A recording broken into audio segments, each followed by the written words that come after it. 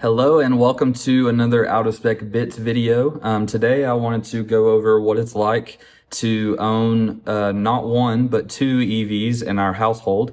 We have no gas cars anymore for the last 2 or 3 months. And so I just kind of wanted to go over our setup, what it's like, how much money we're saving, and just show you that it is possible to be all electric in your house. So let's get into it.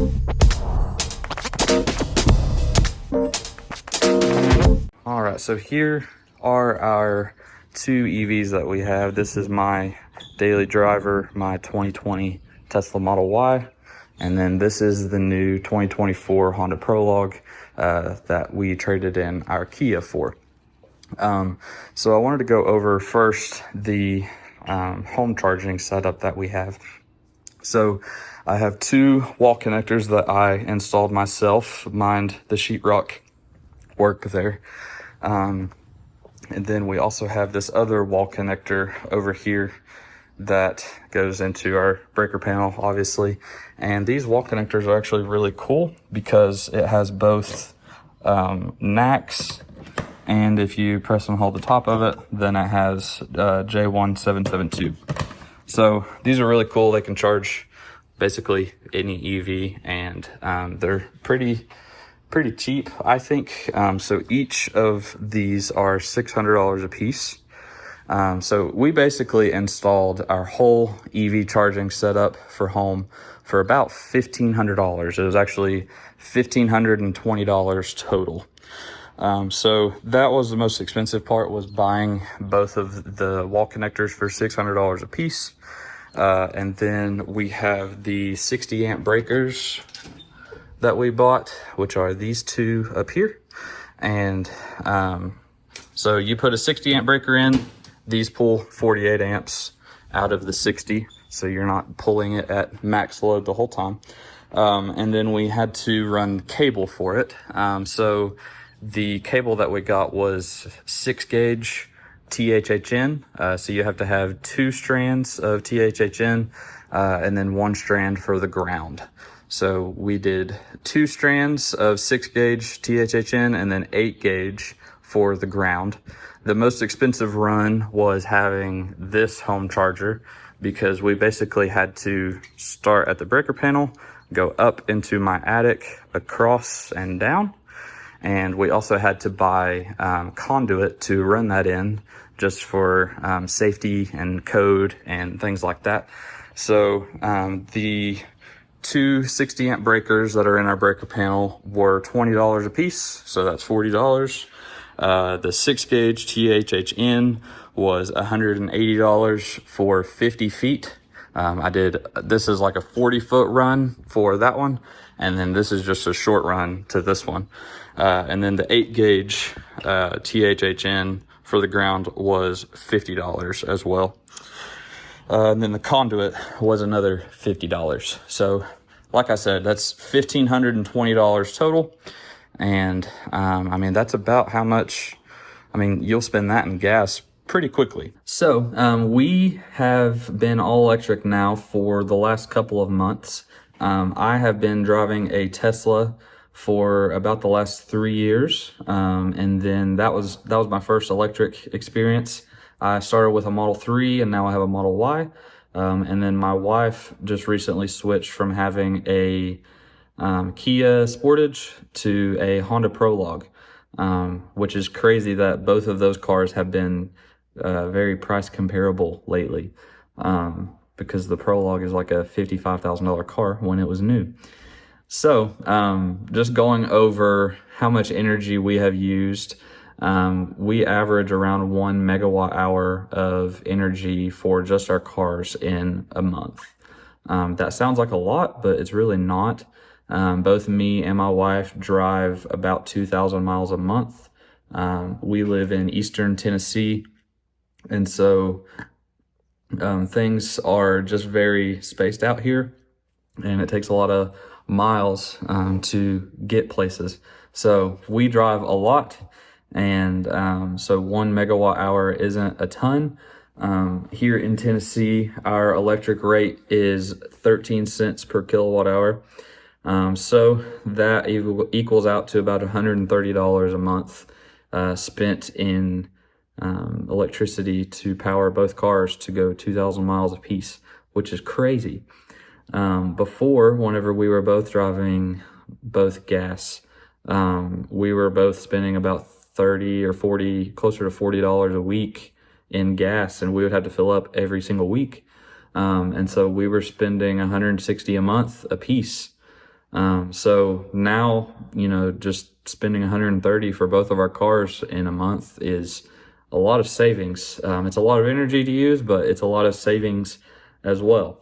So most houses in the United States have a 200 amp service for their breaker panels. And so, whenever I was getting into all this, I didn't know a whole lot about how all this stuff worked. And so I was kind of concerned about putting two chargers in at 48 amps and just maybe possibly going over that 200 amp service. Obviously, I was very wrong. There's nothing to worry about there. So both of our cars can be charging flat out at 48 amps, and that's only pulling 96 amps. So the rest of our house can still pull 104 amps, which is a lot. That's nothing.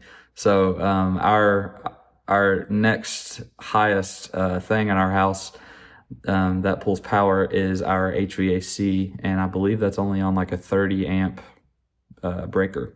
So we can be doing whatever we need to in our house, and we don't have to worry about going over that 200 amp limitation of our electricity in our house. For road trips, I would probably prefer to use the Tesla that we have instead of the Honda. We did just get back from taking the Honda on a road trip, and it did okay. It does have a longer range, but the charging on it is not as good as the Tesla. So we would probably prefer using the Tesla for road trips instead of the Honda. Things to consider for us for road trips now is that you have to use DC fast charging, and so that is obviously more expensive than what we pay for our home charging. But a way that I look at that is that DC fast charging is probably on par with how expensive gas is.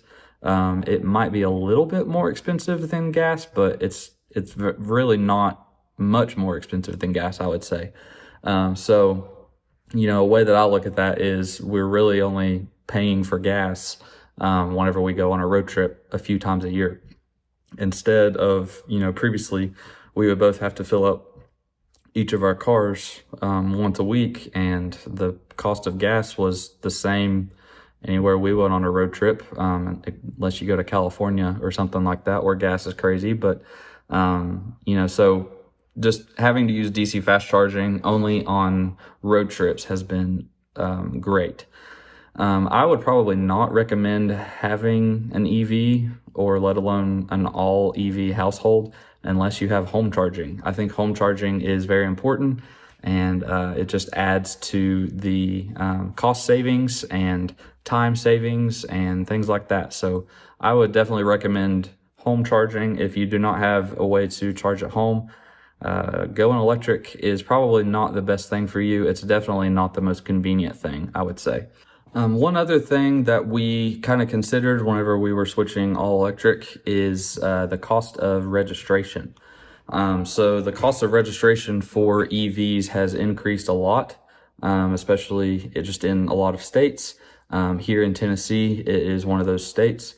Previously, if you're just registering a gas car, it's very cheap. It's only like $30 or $40 a year. But if you have an EV in Tennessee, then it's about $250 a year each. So right now we are paying about $500 a year to register both of our cars.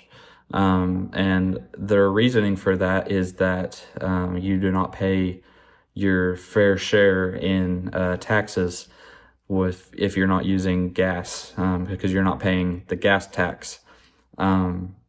But another thing to consider is the bill that is currently in the Senate could add another registration cost federally on top of the state registration fee.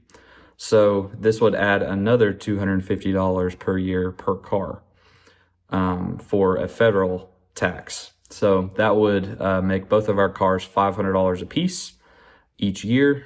So that would be $1,000 a year total in registration. So that would be an average of $83 a month. But all in all, like if everything passes and we do end up owing that federal fee and everything like that, I'm still probably at $150 in energy a month, and then $80 a month in registration fees. So that's $230 a month. And that's still savings compared to what I was spending whenever we had gas cars. I was spending $280 a month. And then my registration back then was only like $80 for the whole year for both of our cars. But then also if you add oil changes, probably 3 or 4 times a year for us with how much we drive, that would be an extra $650 a year. So even if all this passes and everything, then I would still be coming out ahead. So I made a yearly cost breakdown comparing having 2 EVs in our situation and then having 2 gas comparable SUVs traveling the same distance. So we both travel about 48,000 miles total, 24,000 a piece a year.